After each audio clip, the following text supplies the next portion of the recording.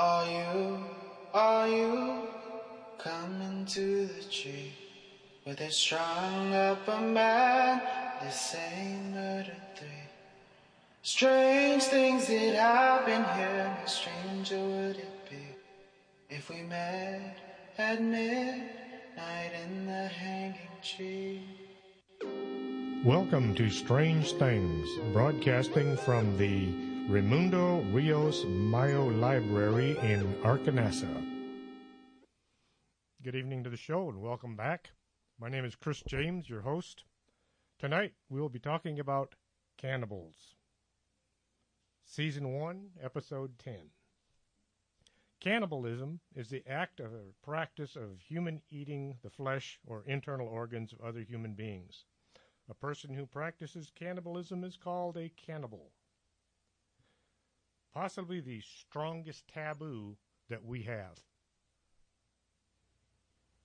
Greek mythology says that their original god Kronos, he was the ruling titan who came to power by, of all things, castrating his father, Uranus.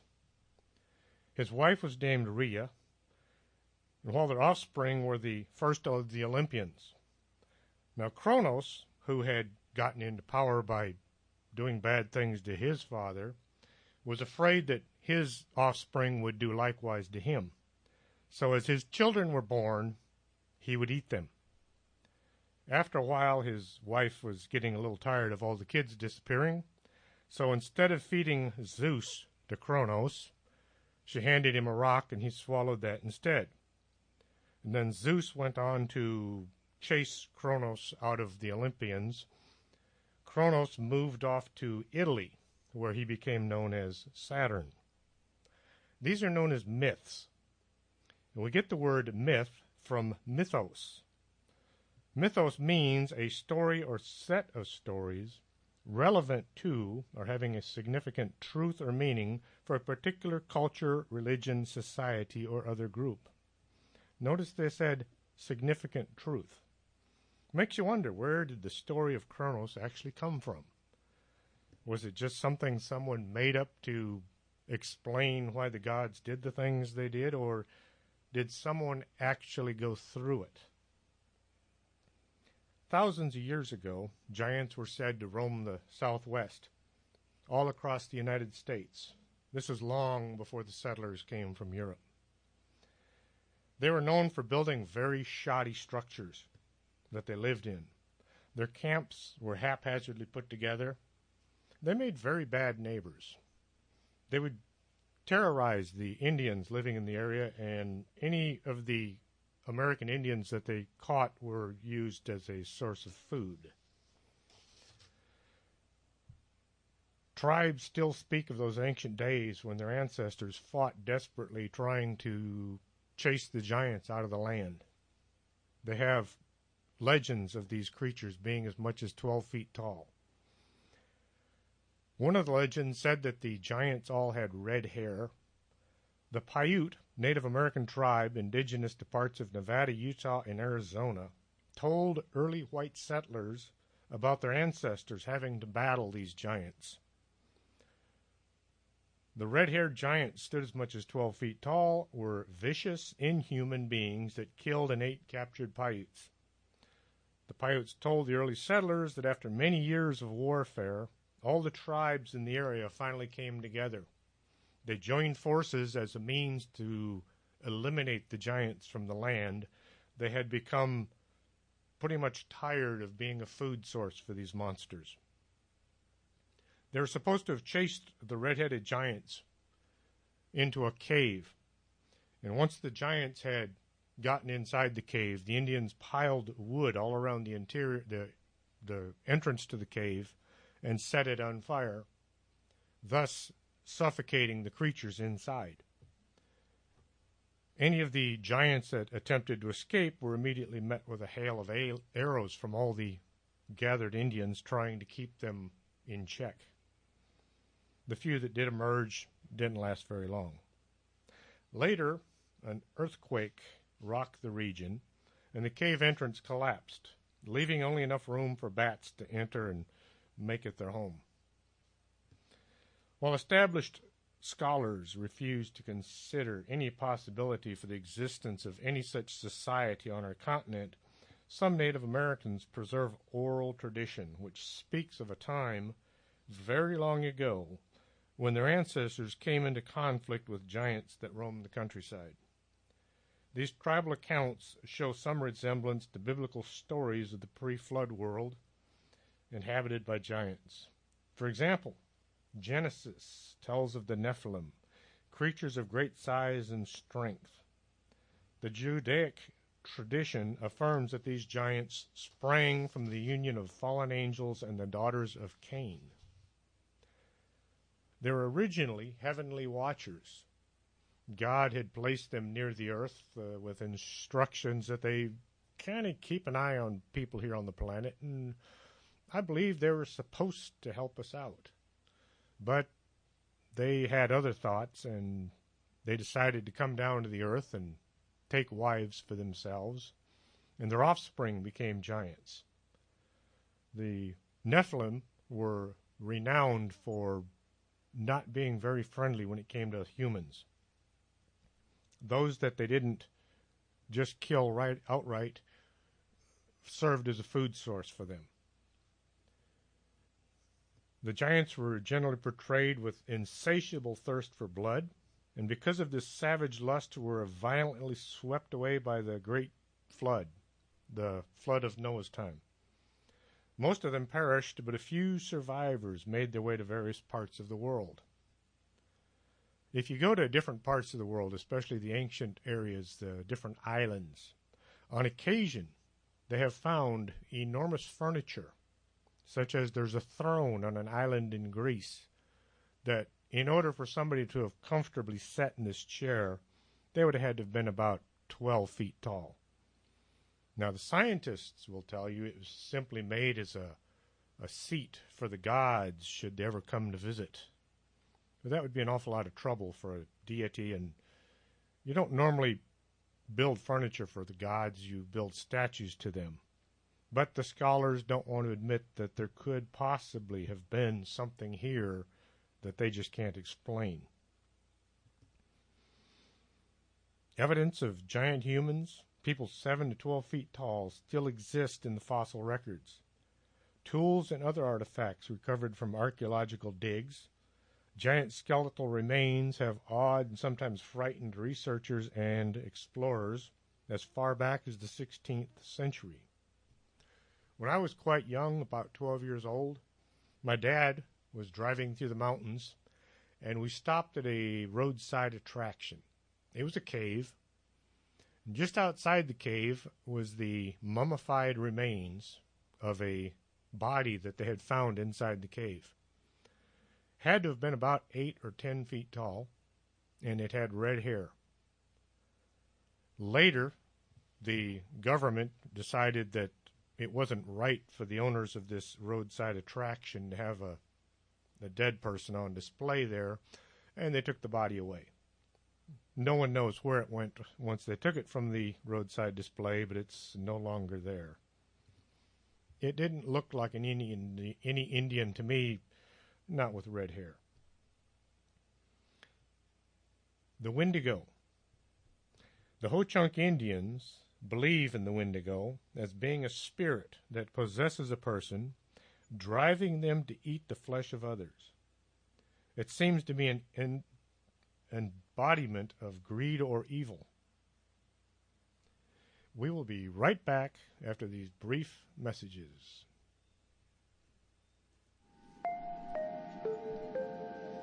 You're listening to Arkanasa Radio.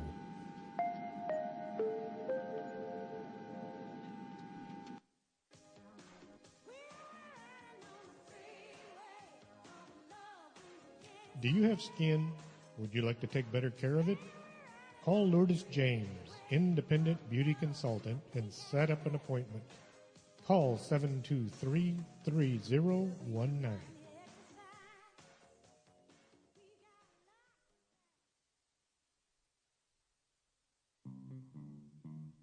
If your vision isn't what it used to be, and you're not sure you're seeing Bigfoot or just your neighbor mowing his lawn, stop on by Del Norte Optical, 107 Calle del Norte, just across the street from the Embassy Suites.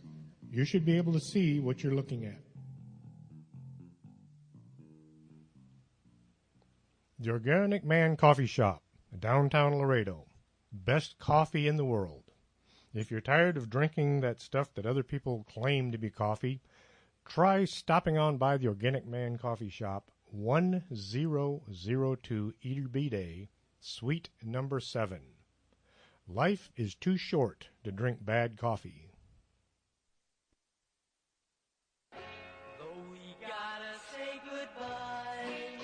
No, don't say goodbye. Stay with us. This is Arcanesa Radio.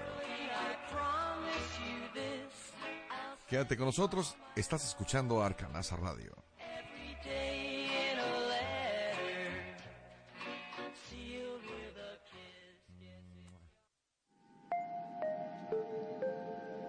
You're listening to Arcanasa Radio.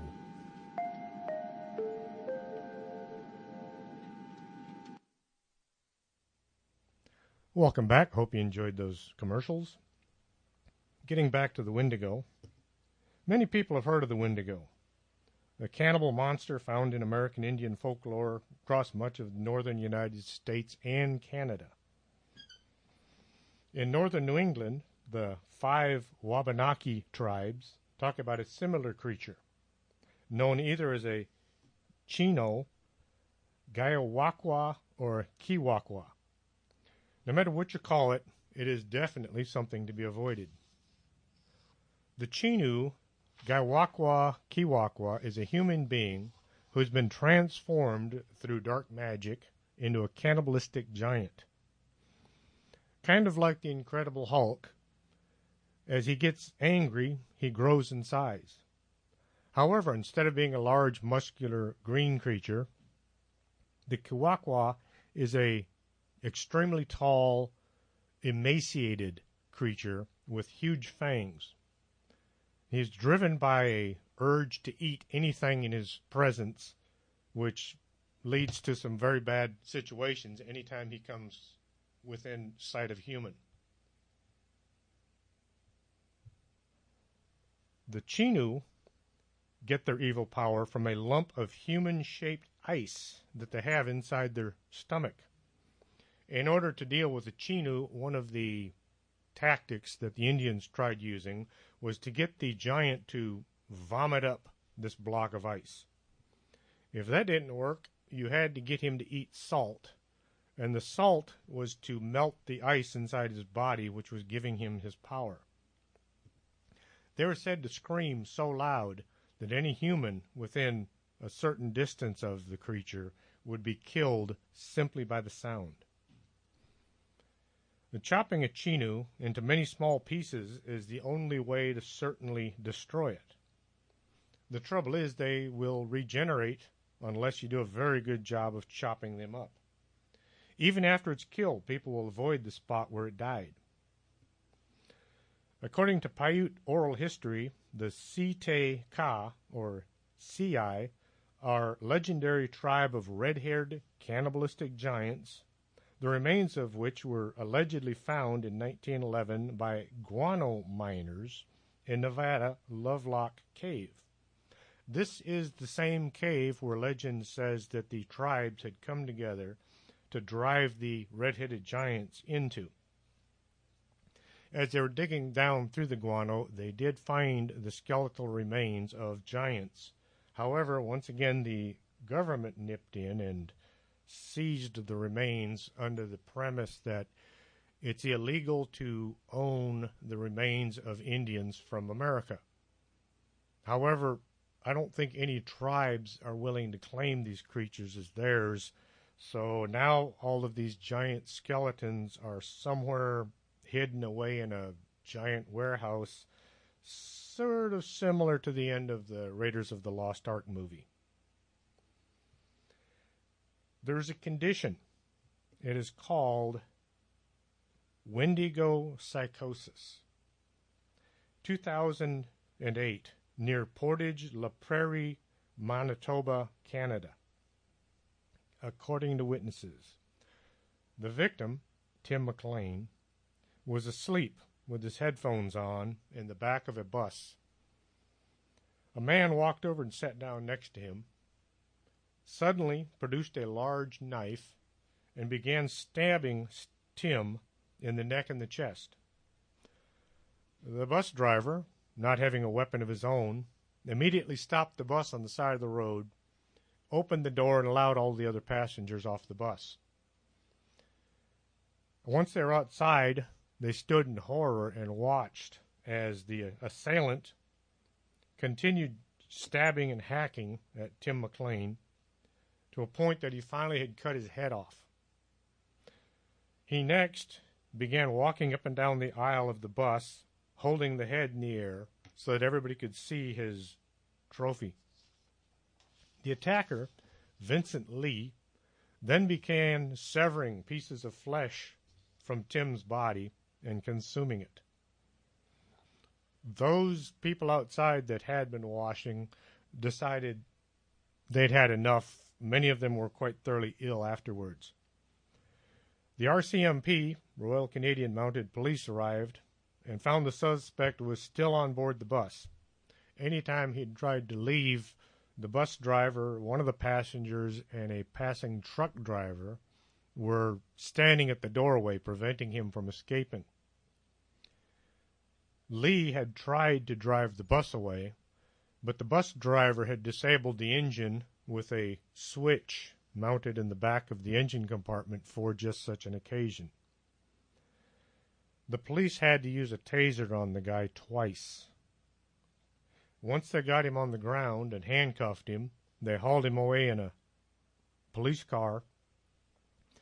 They never were able to find several parts of Tim McLean's body.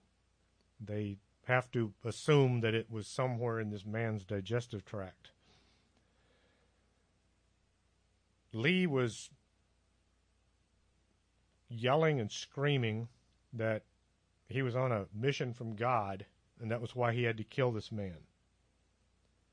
He was eventually locked up in Selkirk Mental Health Center, where after several years of good behavior, he was actually allowed out on visitation to walk about the town of Selkirk. Now, the residents there, they weren't too happy with the prospect, so anytime Mr. Lee was allowed out of the facility, he always had to have a handler along to keep an eye on him. Wendigo psychosis is a culture-bound disorder, formerly of the Indian tribes of North America, which involves an insane craving for human flesh, even when other food sources are readily available. The fear that one will turn into a cannibal. Now, they're terrified they're going to turn into a cannibal, and yet that's what they're becoming. They're eating human flesh, and at the same time they're afraid of what they're going to become. In Europe, there used to be something called medicinal cannibalism back in 1680s. For a brief time in Europe, an unusual form of cannibalism occurred when thousands of Egyptian mummies, preserved in bitumen, were ground up and sold as medicine. The practice developed into a wide-scale business which flourished until the late 1700s. This fad ended because it turned out the mummies were actually the recently killed slaves. 2 centuries ago, mummies were still believed to have medicinal properties against bleeding and were sold as pharmaceuticals in powdered form. Doesn't sound like the kind of thing I would be interested in taking. Cannibal incidents reported by multiple independent first-hand witnesses took place during the Crusades.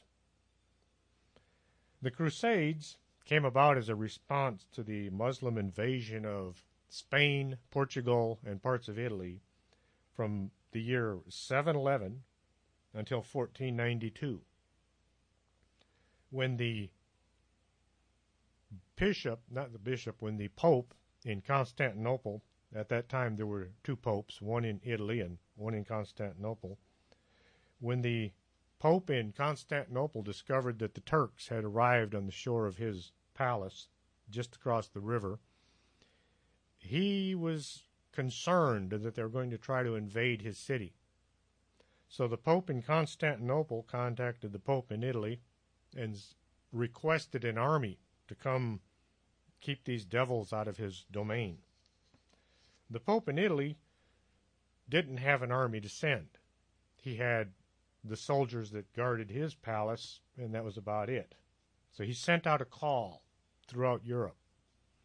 Anyone, and I do mean anyone, interested in making a name for themselves and getting a front row ticket to heaven once you died, was being called into service to go to Constantinople and fight the Turks.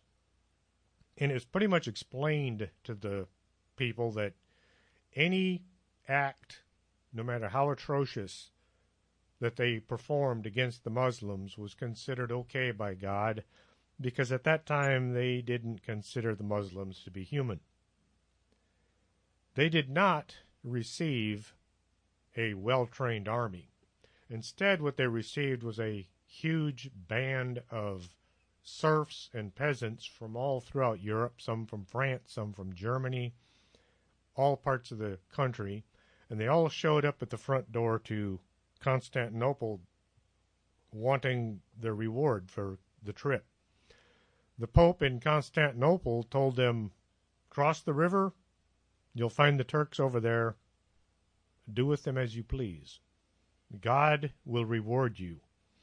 So the army that had been thrown together throughout Europe crossed the river and began attacking any Turks, any foreigners that they came in contact with. Unfortunately, since some of the Crusaders spoke German and some of the Crusaders spoke French and others spoke Italian, they didn't communicate well with each other, and on occasion they fought each other as well as the Turks.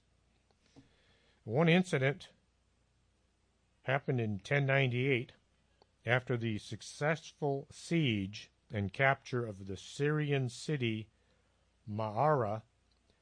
Christian soldiers who hadn't had anything to eat in too long of a period of time decided to feast upon the remains of the dead Muslims. Any bodies laying about were cooked and consumed by the soldiers. Now remember, this is not a well-trained army of regular militia. These were just peasants and serfs, anyone that could pick up a stick and pretend like they were a soldier. So they didn't really have good control over these men, and, well, they tried to ignore what was going on. Unfortunately, this was kind of the main thrust of the entire crusade.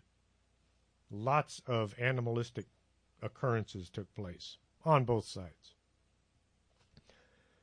The first permanent English settlement in the New World, Jamestown, was established in 1607. In the period between 1609 and 1610, that time period is known as the Starving Time. 3/4 of the colonists perished.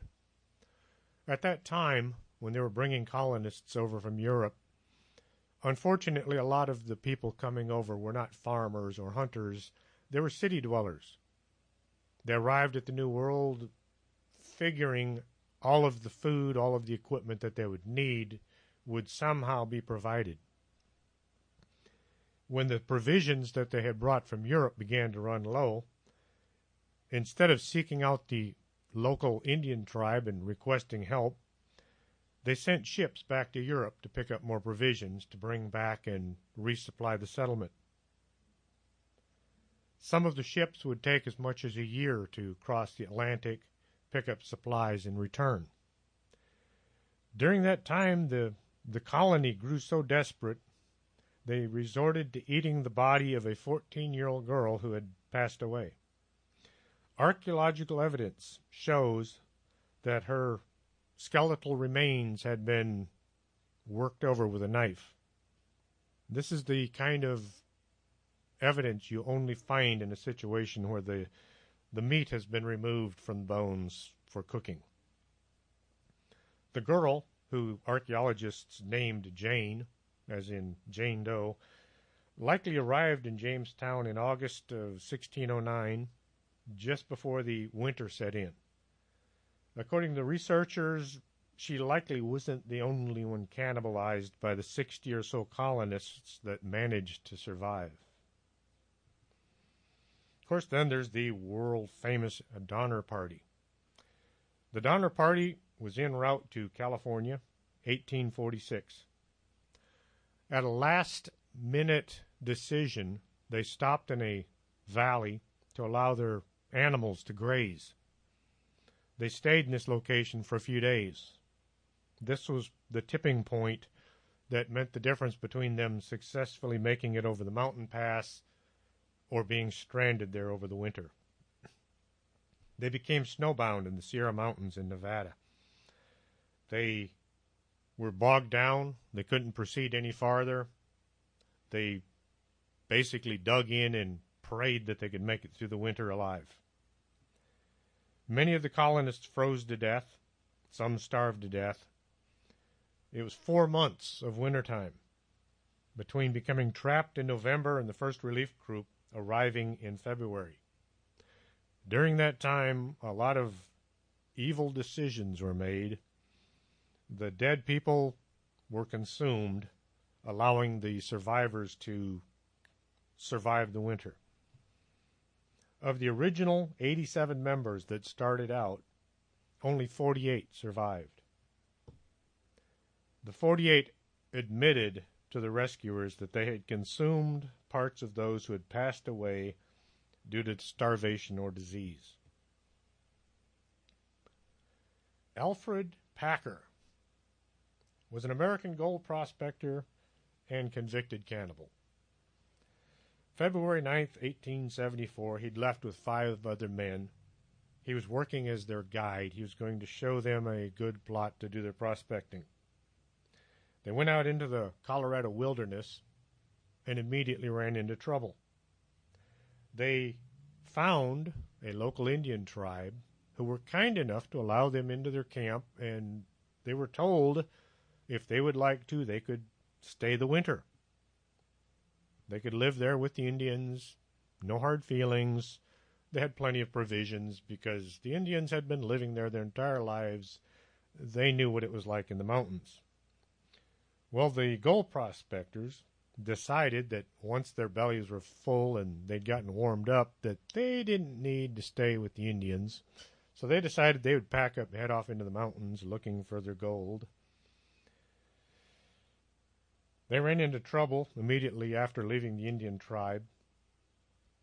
Later, Alfred Packer came wandering back into town. He looked healthy and too well fed for someone who had spent so many months out in the wilderness by himself. He eventually admitted that he had killed and consumed the other 5 men. Part of his story was that one of the men had tried to kill him, and he had killed the man in self-defense. The man trying to kill him was also supposed to have killed the other 4 prospectors. There was no evidence that this had actually happened. The officials at the time went to the campsite. They couldn't find any weapon that was supposed to have been used against Alfred. He was not convicted of cannibalism. At that time, there was no law against it. However, he was convicted of murdering the other 5 men. Recently, an archaeological expedition went to the site and did some prospecting, and sure enough, they did find a pistol. Now, it was not Alfred Packer's pistol because he had his with him when he showed up in town. The pistol they found had 4 expended cartridges, which led the investigators to believe that perhaps Alfred was telling the truth. He didn't kill the other 5 men, but he did consume their bodies. The University of Colorado in Boulder has a restaurant. It's where the students eat. This restaurant just happens to be named the Alfred Packer Restaurant and Grill. If you go on their website, you can look at the menu. Some of their dishes are named the Cannibal. Some of them have other mysterious names. The officials at the university didn't realize when the students said they wanted to name the restaurant the Alfred Packer, nobody bothered to look up the name in a book. So the officials went along with the idea, yes, sure, we'll name it the Alfred Packer Restaurant and Bar, or Restaurant and Grill. So to this day, the restaurant at the University of Colorado is named for a cannibal. We'll be right back after these brief messages. You're listening to Strange Things with Chris James.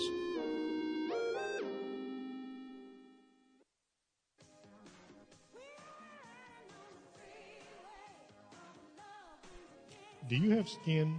Would you like to take better care of it? Call Lourdes James, independent beauty consultant, and set up an appointment.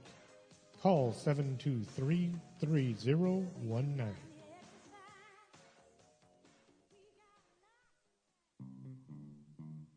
If your vision isn't what it used to be, and you're not sure you're seeing Bigfoot or just your neighbor mowing his lawn, stop on by Del Norte Optical, 107 Calle del Norte, just across the street from the Embassy Suites.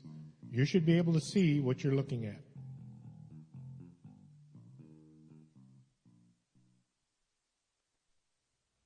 Looking for a good cup of coffee?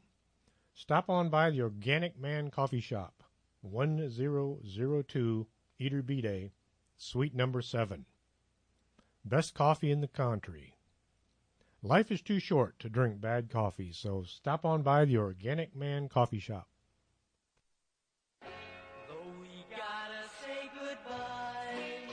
No, don't say goodbye. Stay with us. This is Arcanelza Radio. Quédate con nosotros. Estás escuchando Arcanelza Radio.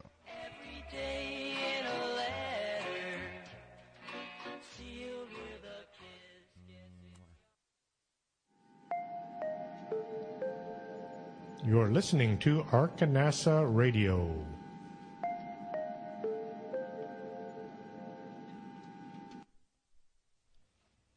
Welcome back. Albert Fish was another notorious individual. Albert Fish was born May 19, 1870, in Washington, D.C. He was an American serial killer and cannibal. He was also known as the Gray Man, the Werewolf of Wisteria, and the Brooklyn Vampire. Fish worked as a painter, a house painter. He claimed to have drifted across the United States, murdering at least one person in every one of the 23 states he had visited. He also claimed God had sent him on a mission to kill. The term boogeyman was originally a reference to him. One day in May 28, 1928, Fish, who was by then 58 years old, was visiting the Budd family in Manhattan, New York City. He was responding to a request that he had heard. A man was looking for work, and Albert Fish, who was a house painter, was looking for helpers. When Mr. Fish visited the Budds' apartment, he met Edward's younger sister, 10-year-old Grace Budd. Fish promised to hire Edward, said he would send for him in a few days, but in the meantime, he convinced Mr. Budd to allow his young sister to accompany Albert to a party that evening at his home. Fish left with Grace Budd that day, but never came back. Fish was a rotten, nasty, horrible scoundrel. He wrote a letter to the parents of this young child, describing in extreme detail what he had done to their daughter. He explained in the letter how he had killed her and consumed her. Not the kind of thing a set of parents should ever have to go through. He was found sane at his trial, and then he was executed January 16th, 1936, in the electric chair. He was also believed to have killed and possibly consumed 5 others, despite his larger claim of 23. During the 1930s, multiple acts of cannibalism were reported from the Ukraine in the Russian Volga, South Siberia, and Kuban region during what was known as the Soviet famine of 1932 and 33. This famine was a political tool started by Stalin as a way of teaching the people of the Ukraine who was boss. He sent his soldiers in, and they took all the grain from all of the farmers, leaving the people of the Ukraine nothing to eat. They were reduced to eating anything they could get their hands on. It got to a point where there were no pets left. People had eaten all the grass. They'd eaten anything they could find. A female doctor who was practicing in the area wrote to a friend of hers in June 1933. She stated she had not yet become a cannibal, but was not sure by the time the letter reached her friend that she may not be a cannibal. She said, "The good people died first. Those who refused to steal or to prostitute themselves died. Those who gave food to others died. Those who refused to eat corpses died. Those who refused to kill their fellow man died." At least 2,505 people were sentenced for cannibalism in the year following the famine in Ukraine. The actual number of cases was certainly a lot higher. The Soviet Criminal Code has no provision for cannibalism, so all convictions were carried out under Code Article 59-3, Special Category Banditry. War is never a pleasant thing. World War II was globally unpleasant. There were many instances of cannibalism during World War II. For example, during the siege of Leningrad, reports of cannibalism began to appear in the winter of 1941 and 42 after all the birds, rats, and pets had been eaten by the survivors. The Leningrad police went so far as to form a special unit to try to combat cannibalism. Some 2.8 million Soviet POWs died in Nazi custody in less than 8 months. Starvation and disease resulted in mass deaths of unimaginable proportions. This deliberate starvation led to many incidences of cannibalism. Following the Soviet victory at Stalingrad, it was found that some German soldiers in the besieged city resorted to cannibalism. Later, following the German surrender in January 1943, roughly 100,000 German soldiers were taken prisoner. Almost all of them were sent to prisoner of war camps in Siberia. Due to being chronically underfed by the Soviet captors, many resorted to cannibalism. Fewer than 5,000 of the original 100,000 prisoners were ever returned to Germany alive. The Australian War Crimes section of the Tokyo Tribunal, led by prosecutor William Webb, collected numerous written reports and testimonies that documented Japanese soldiers' acts of cannibalism on enemy dead and on Allied prisoners. According to historian Yuki Tanaka, cannibalism was often a systematic activity conducted by whole squads and under the command of the officers. An Indian POW, Indian from India, POW testified that in New Guinea, the Japanese started seeking out prisoners that looked healthy, and every day one prisoner was taken out and killed and eaten by the soldiers. He said, "I personally saw this happen, and about 100 prisoners were eaten at this place by the Japanese.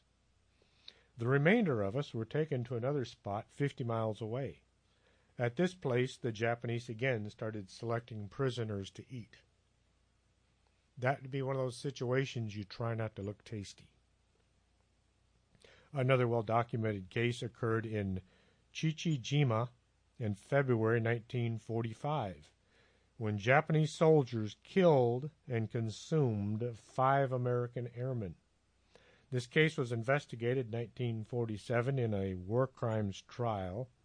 Of the 30 Japanese soldiers prosecuted, 5 were found guilty and hung. In his book, Flyboys, A True Story of Courage, James Bradley details several instances of cannibalism of Allied prisoners by their Japanese captors. The author claims this has included not only ritual cannibalism of the liver and flesh, but also cannibalization for sustenance of living prisoners over the course of several days, amputating limbs only as needed to keep the meat fresh. What was that about apologizing for Hiroshima and Nagasaki? Ed Gein, the most famous person no one has heard of. Ed was born on August 27, 1906. There's a story that goes similar to this. Ed had an older brother named Henry. Ed's mother didn't want 2 boys. Since she already had Henry, she decided that Ed should be her daughter. So she would dress Ed up to look like a little girl, and from the time Ed was first born until he was 5 years of age, he thought he was a girl. They lived out in the country. He had very little contact with outsiders. There was no one there to explain the facts of life to him. It wasn't until Ed went to school and he told the teacher that he had to go to the bathroom. The teacher tried to help out, and when she discovered that Ed was a man instead of a woman, she sent a note home instructing Ed's mother to never send him to school in a dress again. So suddenly, Ed turns from being a girl to being a man. And for the next several years, he tried to adjust accordingly. His brother, Henry, died during a grass fire. Now, the investigators didn't look into the case very closely, simply because at that time, when someone told you that something happened, you usually believed them. We're talking a long time ago, 1920 or so. Later, once Ed had been arrested, suspicion began to grow around what actually led to the death of his brother. Then later, questions arose as to what led to the death of his father as well. Ed was known as a very nice guy around town. He was a handyman, and on occasion he was known for making up a batch of chili and delivering it to his neighbors. He was a strange person, but nobody was afraid of him. He was just that goofy old man that wandered around town. The numbers of missing people in the area started to increase. Now, the police at that time, you trusted your neighbors.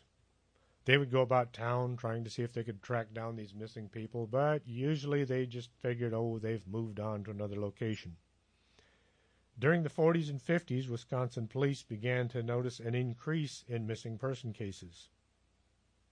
November 17, 1957, the police in Plainfield, Wisconsin, went out to Ed's farmhouse because someone had suspected him of trying to rob the local hardware store.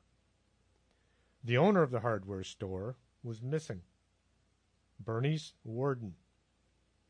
One of the sheriff deputies was Bernice's son.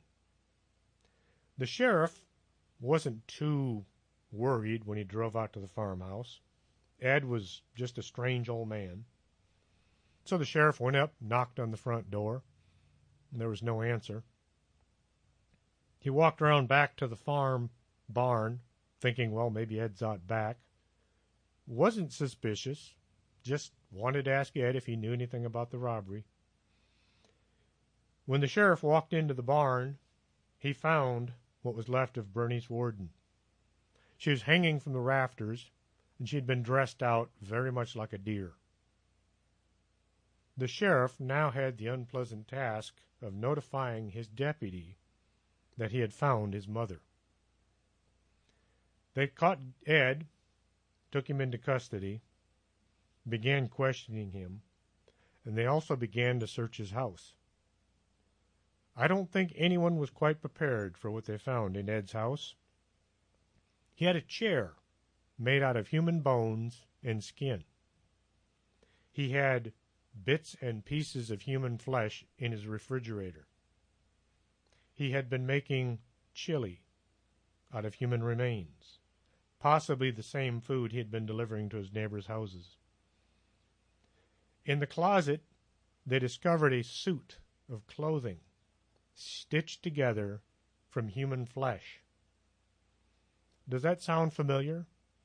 The character in Silence of the Lambs, Buffalo Bill, that was where they got the idea for him making his suit.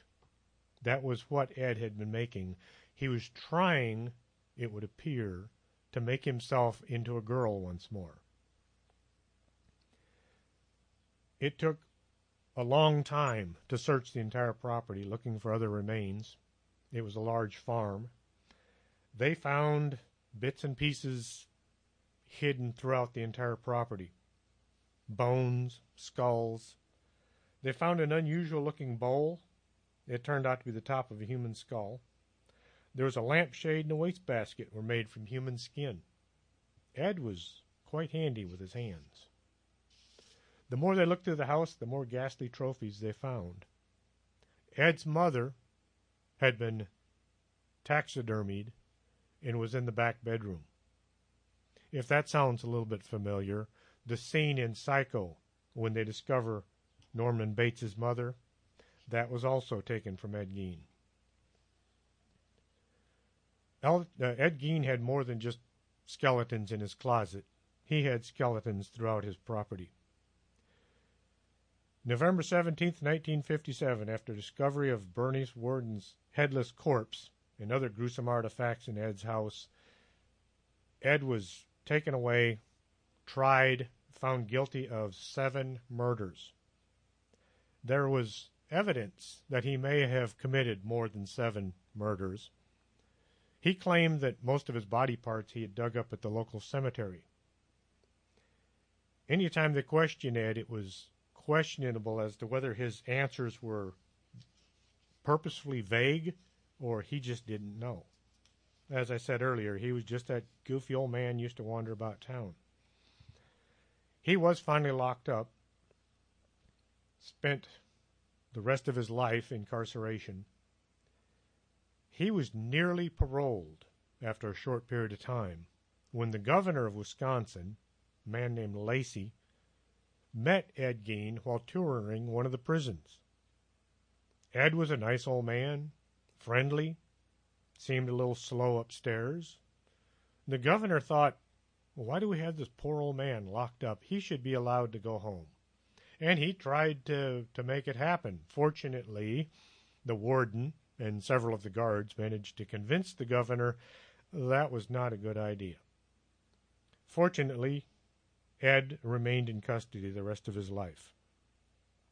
As a result of Ed Gein's antics, 3 different movies have come out based on his history. Like I said earlier, most people have never heard of Ed Gein. They've heard of Buffalo Bill, Norman Bates, and Leatherface. Silence of the Lambs, Psycho, and the Texas Chainsaw Massacre are all based on Ed Gein's life. Ed finally died July 26th, 1984. He had cancer. He never saw the outside of the prison again. We'll be right back after these brief messages.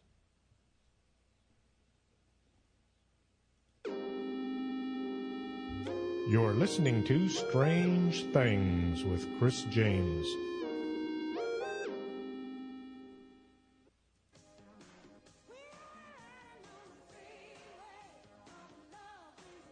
Do you have skin?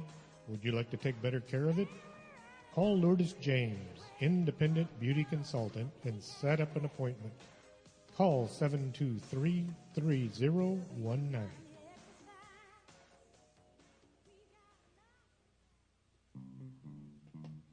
If your vision isn't what it used to be, and you're not sure you're seeing Bigfoot or just your neighbor mowing his lawn, stop on by Del Norte Optical, 107 Calle del Norte, just across the street from the Embassy Suites.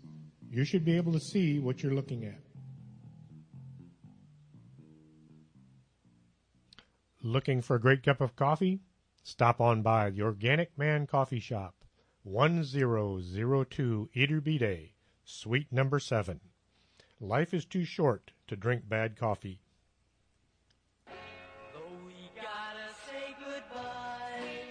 No, don't say goodbye. Stay with us. This is Arcanelza Radio. Quédate con nosotros. Estás escuchando Arcanelza Radio.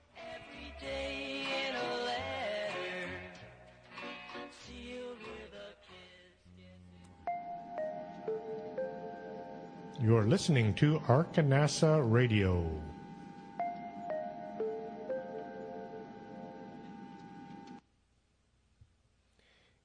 Welcome back. Hope you enjoyed those brief messages. Ishi Sagawa, born April 26, 1949. He's a Japanese man who in 1981, while attending college in Paris, murdered and cannibalized a Dutch woman named Renee Hartvelt. Sagawa was a Japanese student completing an English literature degree in Paris. He met and then shot a co-ed June 11, 1981. After her death, he proceeded to cannibalize her over the next several days. Sagawa was eventually arrested by the French authorities, but he was deemed unfit for trial due to insanity, so they deported him. In one of the worst examples of injustice in legal history, a paperwork error allowed Sagawa to simply check himself out of the mental institution after a little more than a year of confinement. He is now a free man living in Japan.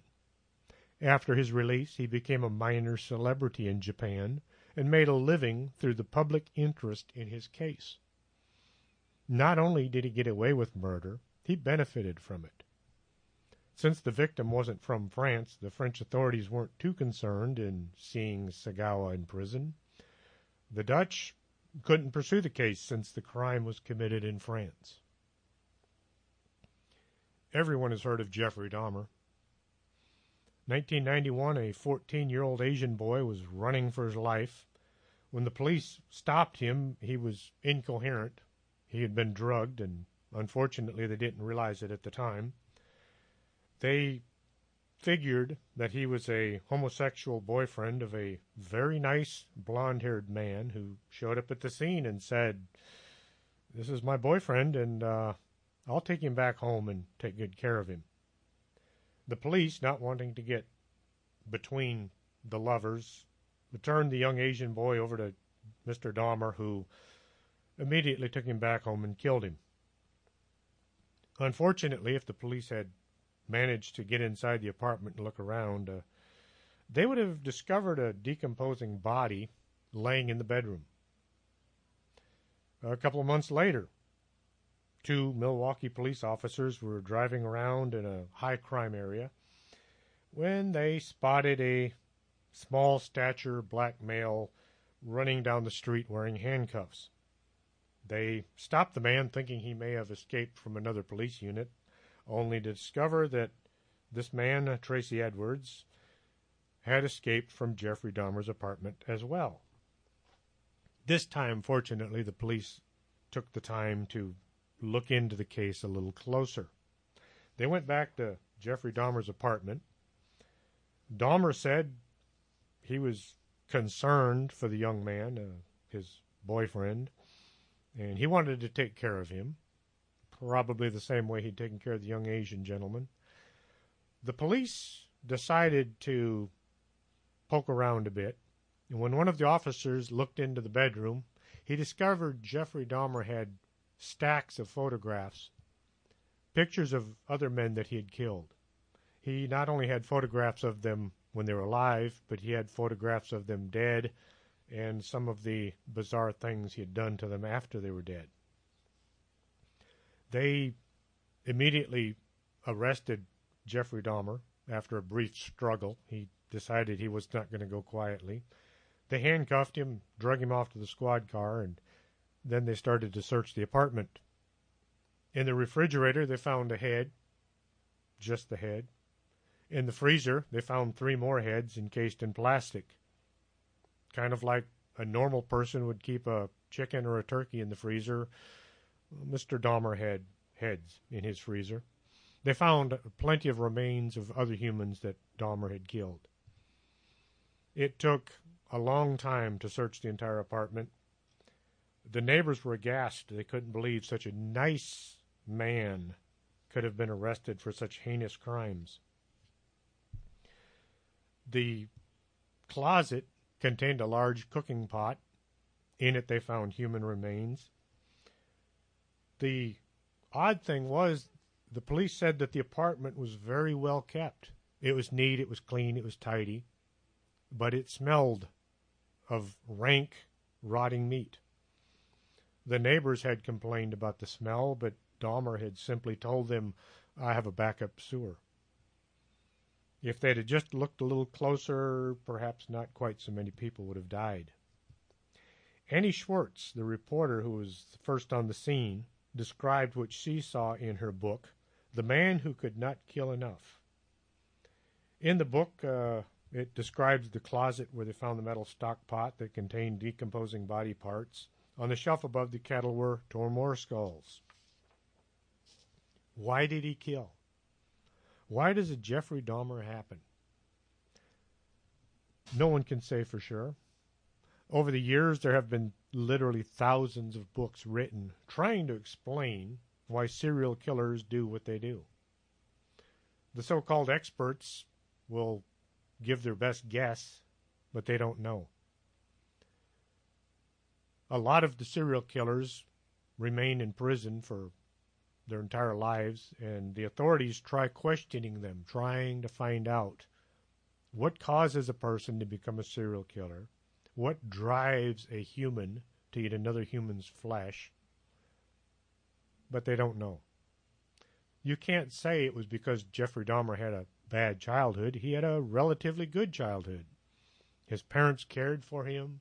He grew up in a middle-aged neighborhood. He went to school. He did all the things a young man are supposed to do. And then he started killing and eating people. Was he evil? Was he sick? Was he possessed by a demon, perhaps? Dahmer was a model prisoner. He convinced the authorities in the prison that they should allow him into what's known as general population.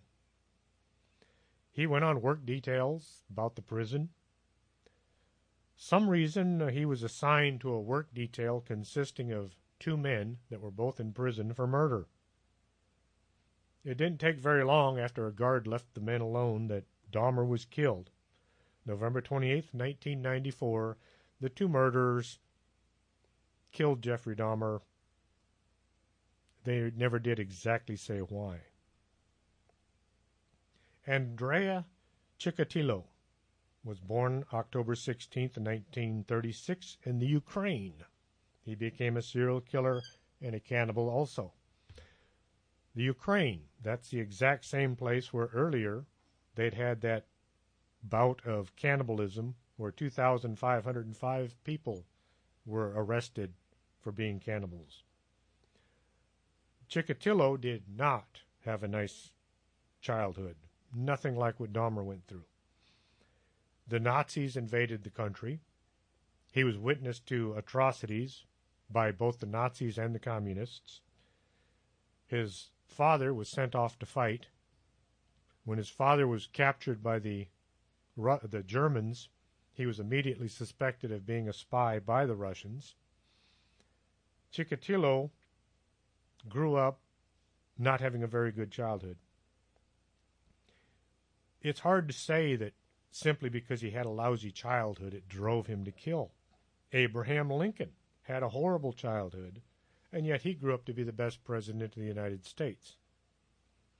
Chikatilo also fathered a son and a daughter. I would hate to have that as a family history. He was constantly getting in trouble for molesting young kids. He had managed to escape prosecution simply because nobody wanted to admit that someone working at the local school was not a nice person. The details of Chikatilo's life and crimes are the stuff of nightmares. Madman only halting his killing spree when he was finally arrested. While in custody, Chikatilo confessed to over 50 murders and mutilations. He befriended, killed, and ate his victims. He admitted that his motives were solely for sexual gratification. His victims were both male and female, mostly young. Few were over 20 years of age. Several were around 12 or 14.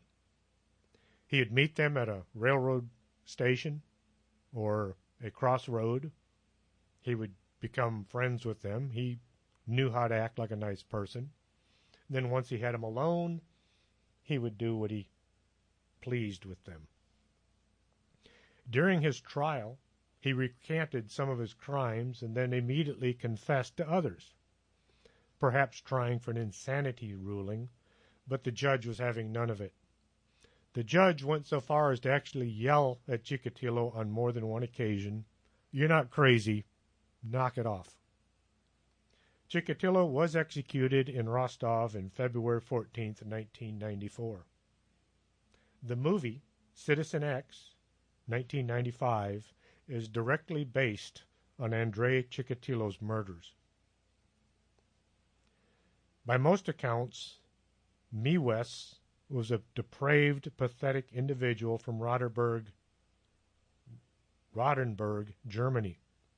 2001, he posted an advertisement on an internet site which read, in part, "Looking for a well-built 18 to 30-year-old to be slaughtered and then consumed." Unbelievably, Miwes received a serious response from a willing participant. The two men met on Christmas Day and proceeded to commit and videotape some of the most unimaginable acts on earth. Miwes was arrested after revealing details of his crime. He is currently serving life sentence in Germany. Not all cannibals are murderers. 2012. A Japanese man had his male parts removed before cooking them and serving them to 5 paying dinner party guests. Mayo Sigawama, 22, who is described as being asexual, had voluntarily undergone surgery to have his manhood removed. He took his frozen body parts home from the hospital, organized a dinner party. He charged guests $250 per person to consume his parts. People actually paid to eat this guy's body parts. He's still alive today. I just hope he's not having second thoughts. There's no going back after that. First Australian woman sentenced to life without parole, Catherine Knight, had a history of violence in her relationships. In 2000, she stabbed a Mr. Price 37 times with a butcher knife before skinning him, hanging his hide from a meat hook in her back room. She then decapitated the head, cooked it in a stew along with other parts of his body, vegetables and gravy, and she was going to serve this outrageous meal to the children of Mr. Price. Fortunately, the police found out what was going on. They arrested her and confiscated the meal before the children got home.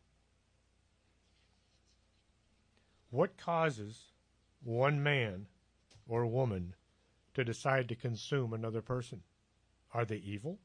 Are they crazy? Perhaps they're on drugs. The guy on the bus kills and eats the man sitting next to him. A man in Florida eats parts of another man's face. All I can say is keep an eye on any strangers who are looking at you like you just might be on the menu. Thank you for listening in tonight. Next week we'll be talking about the murder of John Fitzgerald Kennedy. There is nothing but strange things when it comes to that story. Are you coming to the tree where they strung up a man, they say murder 3? Strange things that happen here, how stranger would it be if we met at midnight in the hanging tree? You're listening to Arkanasa Radio.